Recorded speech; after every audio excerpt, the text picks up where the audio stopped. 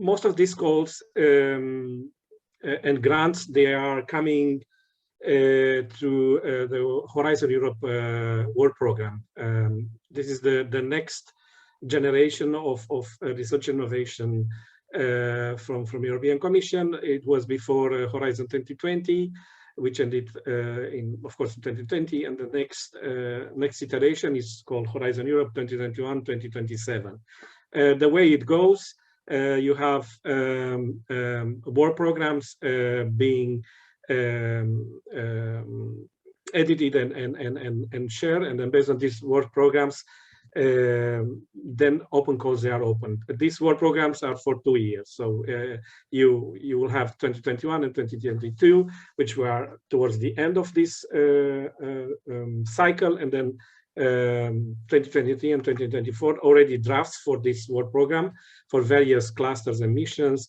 They're already published and are present online. Based on these work programs, also we selected, and you will see the calls that we thought that are relevant to open space calls team. So pillar 1, pillar 2. Pillar 2 is really the focus where we are looking at this moment.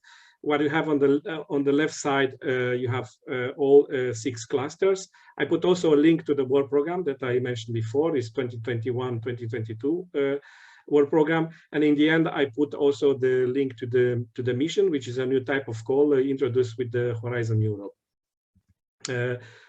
Just some numbers. How much money they are made available for this pillar and for to granting research and innovation in Europe.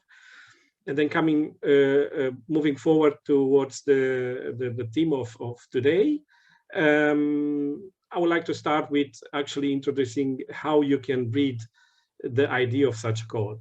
What you have in the upper, what you have Horizon CL4 is basically Horizon Europe that belongs to cluster 4. This is cluster for digital industry and space. Then 2023, it's actually the work program year. It's when the call is going to be open. And then what follows after space is the destination. And in this case, the destination space. And then have 2 further indicators, which basically establishes a unique ID for the call. And the title of this call is Copernicus for Emergency and Management. I also pasted here a model of how you can read also other types of calls, and specifically I wanted to concentrate on the different.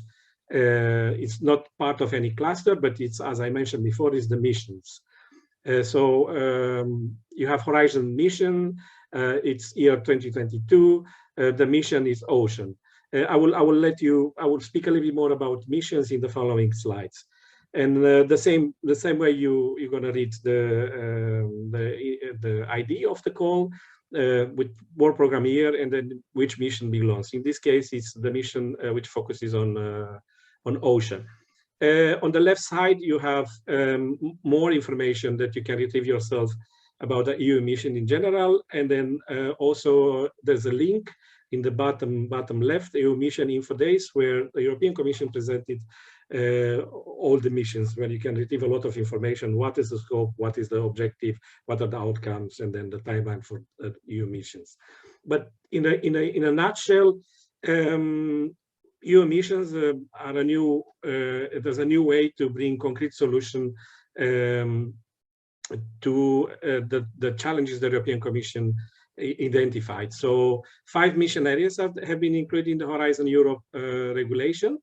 And I'm going to name them: 100 climate neutral and smart cities by 2030, a mission on cancer, restore our ocean and waters by 2030, which is also being reviewed in this presentation, adaptation to climate change mission, and a soil deal for Europe. It's also interesting because with 2023, integrated missions, for example, between ocean and soil, they also take place. So it's not fully segmented missions. 2 missions can also be integrated and put together, and then a call within this mission can be launched. the important dates, there were basically the first round of mission funding calls starting 12th May of 2022, and the deadline is this month, September 2022. 27 September 2022. So that's not so much time to actually apply, only 15 days. If you're in full swing, we wish you a great success with this. If you want to read more about the implementation plan of the missions, you can also click on the linkable image and text from the right side. And then what I put also here is the forthcoming missions calls, which is based on the draft 4 program of 2023 and 2024. And now going slide by slide, I'm not going to read all these slides, but basically what we did basically, we put all the grants from Horizon Europe from different clusters. So for example, for Horizon Cluster 3, 2022, there's a call on improve underwater detection and control capabilities to protect maritime areas and sea harbors. If you click on the link, the hyperlinked text, then you're already directed to the fact sheets that our colleagues from dotSpace prepared. And so it goes for other open calls at the moment, and then forthcoming calls belonging to Horizon Europe. And also we prepared in the same way a list of interesting calls for missions. For mission, I have to say that due to the fact that there were a lot of missions appearing at the moment and getting familiarized with it, we haven't been able to produce in time the fact sheets, but already I understood the fact sheets are online, so you could check them online also on opencalls.org. So here is the list of the shortlisted missions. For missions from missions Klima, I selected 5 calls from 2022, and then 2020 and 2 other calls from 2023. From the mission Ocean, yeah, that's again 5 calls. Some of them closing in 2022, but also some starting again next year in January 2023, with deadline in September, and also as I said, an integrated mission between, for example, the third row on left, Horizon Mission 2023, Ocean Soil, joint demonstration of integrating multi-stakeholder approach to increasing landscape water retention capacity at regional level. This is a joint call between 2 missions, basically. And then if you look specifically for this type of calls, the joint one, or launching new demonstration project, the EU contribution is 100%. For the other calls, for example, for Ocean, the EU contribution, it's not, sometimes it's not 100%. For example, for the first call, 2022 Ocean 1.114, from a total of 15 millions, EU contribution, it's only 5 millions.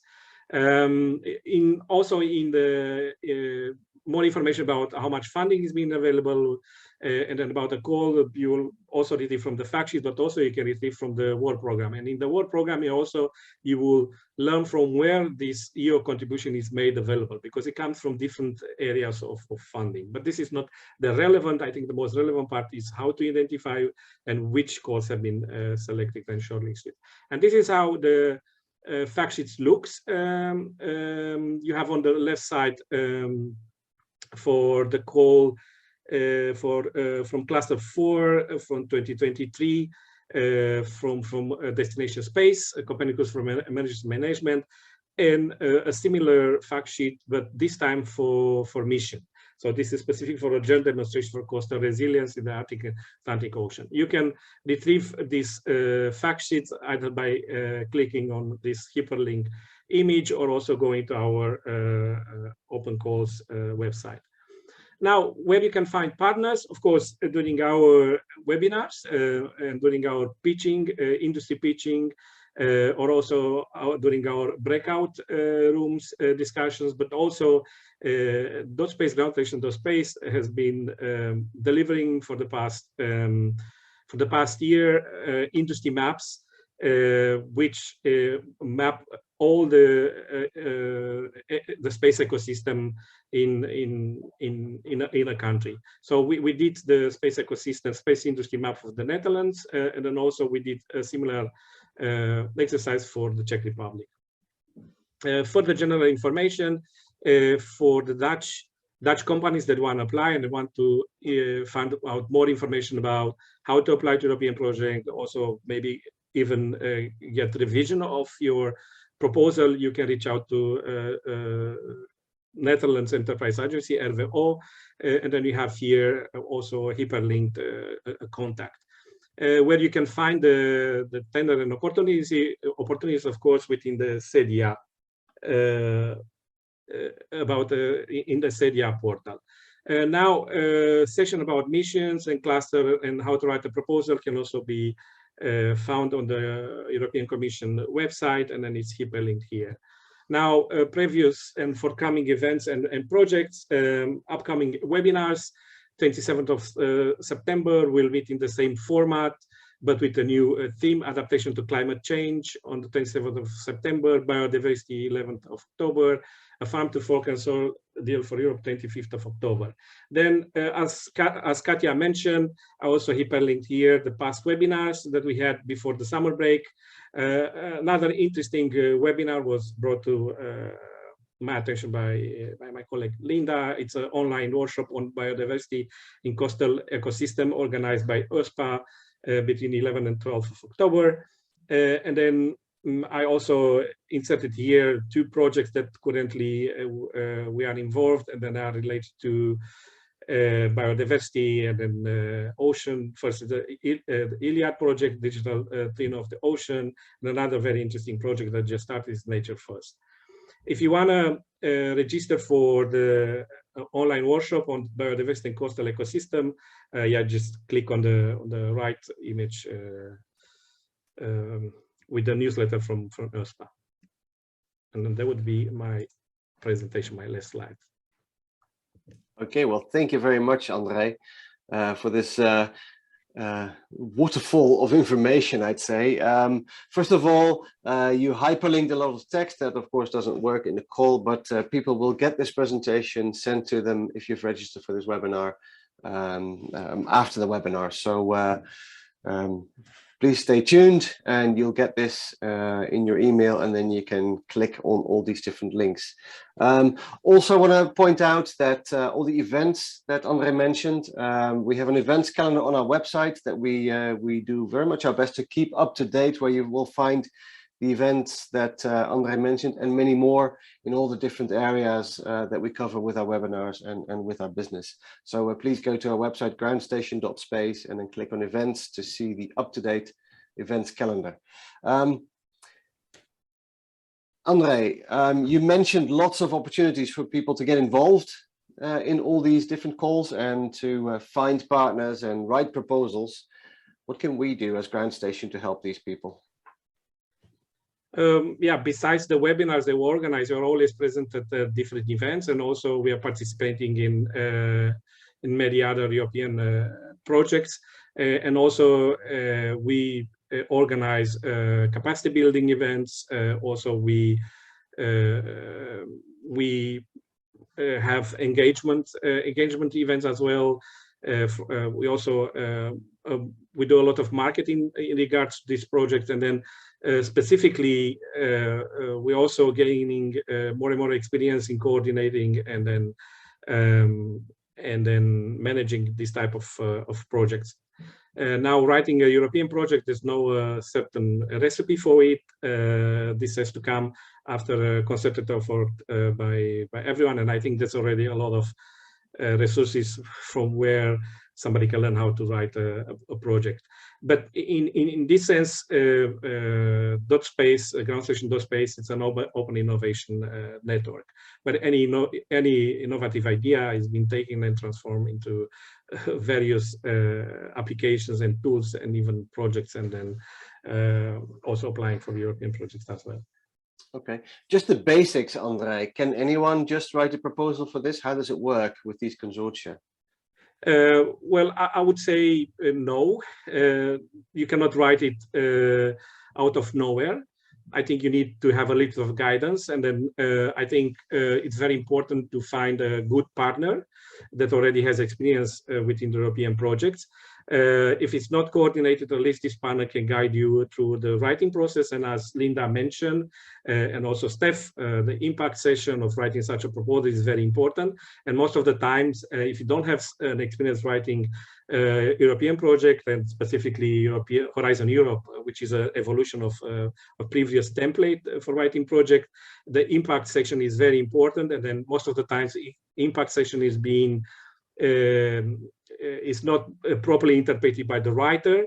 You have to actually write about the impact that belongs to the destination, to the cluster, and then the mission objectives of the project, not the general technological impacts or personal ideas about the impact you can make with your project. So there are a couple of steps that you have to do. That's what I said, that you need to prepare such calls way in advance, with way more time in advance. Okay, and you do need to find partners from more than Yes. one country, I understand. Is Yes. it a minimum of 3 different countries? Yes. For each call, geographical criteria has been mentioned most of the time. So you would have to have partners from European countries in general. If it's specified, also can be associated countries, like it can be Norway. It can be, most of the time, Norway is present there, but it can be also associated country or invited countries like Ukraine, or, for example, Nature First has a Ukrainian partner at this moment. Okay, thank you very much. And all the details can be found on these information sheets that people can download from the opencalls.space website. So thank you very much, Andrei. I don't see any further questions